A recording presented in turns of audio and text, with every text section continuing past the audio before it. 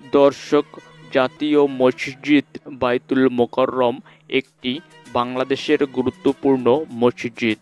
আব্দুল লতিফ ইব্রাহিম বাওয়ানী প্রথম ঢাকাতে বিপুল ধারণা ক্ষমতা সহ একটি গ্র্যান্ড মসজিদ নির্মাণের পরিকল্পনার কথা প্রকাশ করেন।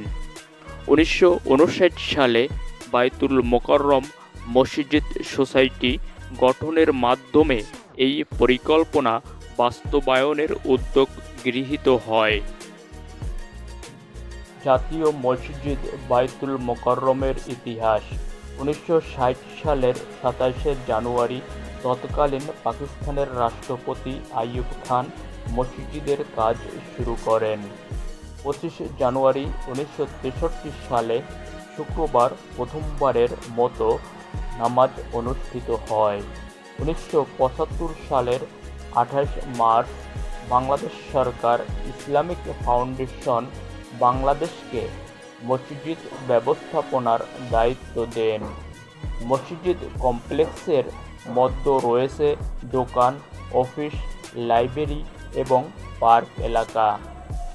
মসজিদটি 8 তলা। নিচতলায় রয়েছে বিপণী বিতান ও বিশাল মার্কেট। দোতলা থেকে 6 তলা পর্যন্ত নামাজ আদায় করা হয়। এই মসজিদে একসাথে 40,000 মুসল্লি নামাজ আদায় করতে পারে। মসজিদটি পারিবারিকভাবে নির্মাণ করা হলেও বর্তমান সরকারিভাবে পরিচালিত হয়। জাতীয় মসজিদ বায়তুল মোকাররম ঢাকা শহরের গুরুত্বপূর্ণ স্থান পল্টনে অবস্থিত। বর্তমানে মসজিদের নিরাপত্তার জন্য বাড়তি নিরাপত্তা ব্যবস্থা রয়েছে।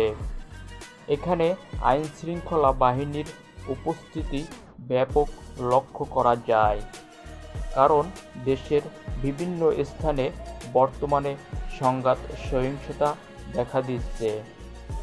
তারই ধারাবাহিকতায় এখানে নিরাপত্তা জোরদার করা হয়েছে। ধন্যবাদ সকলকে। ভালো থাকবেন, সুস্থ থাকবেন। আবার দেখা হবে নতুন কোনো ভিডিও নিয়ে।